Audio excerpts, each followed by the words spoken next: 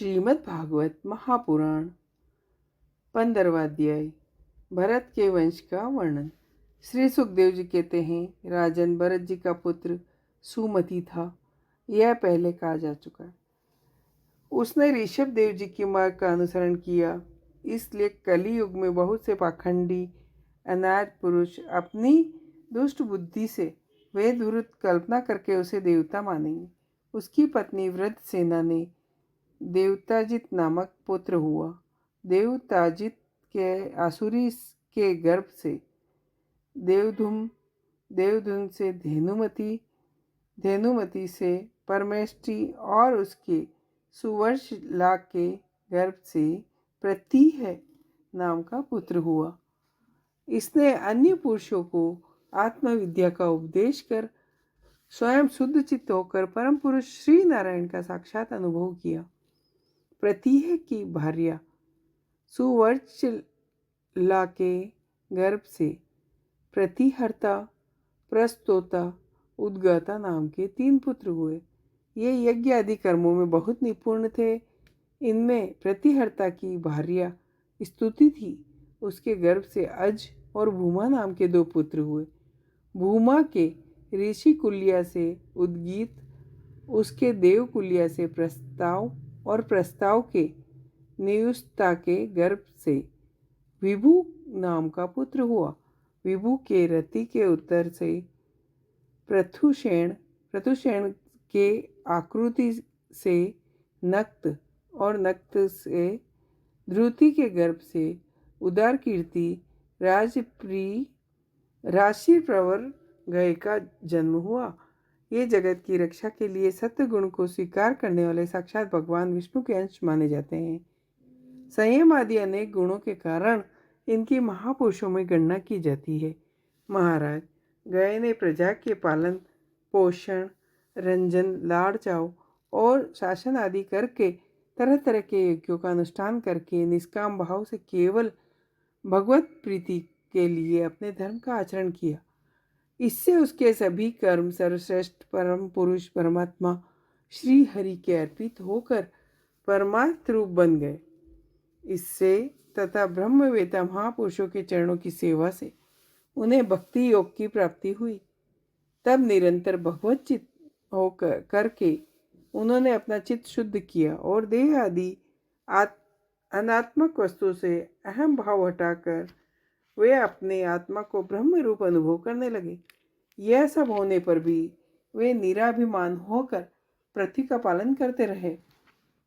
परीक्षित, प्राचीन इतिहास को जानने वाले महात्माओं ने राजसी गय के विषय में यह गाथा कही है।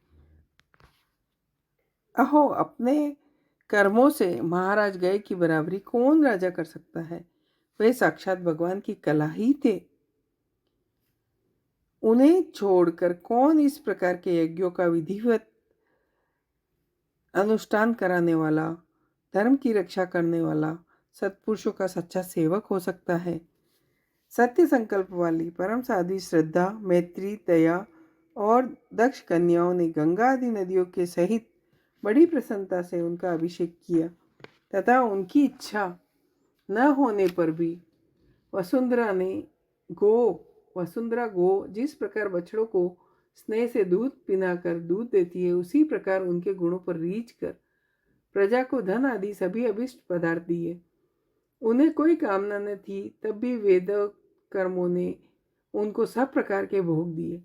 राजाओं ने युद्ध स्थल में उनके बाणों से सत्कृत होकर नाना प्रकार की भेंटें दी तथा ब्राह्मणों ने दक्षिणा आदि धर्म से संतुष्ट होकर उन्हें परलोक में मिलने वाले अपने धर्म फल का छठा अंश दिया।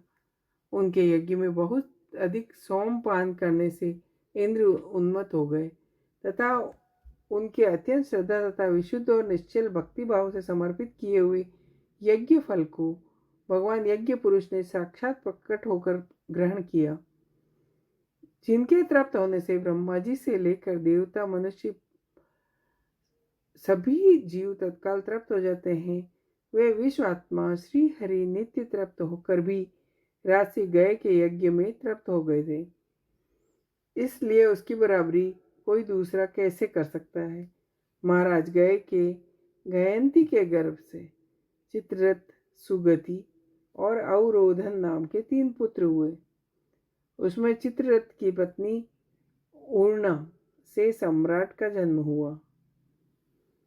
सम्राट के उत्कला से मारीची, मारीची के बिंदुमती से बिंदुमान नामक पुत्र हुआ।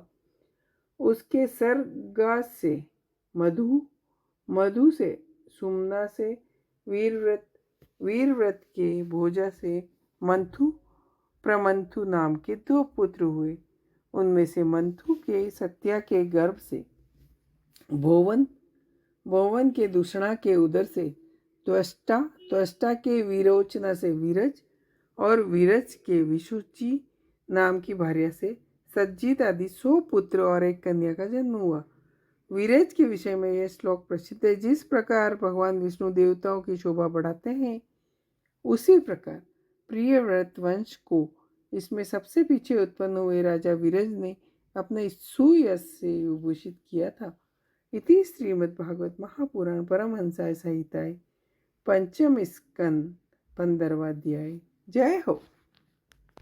श्रीमद्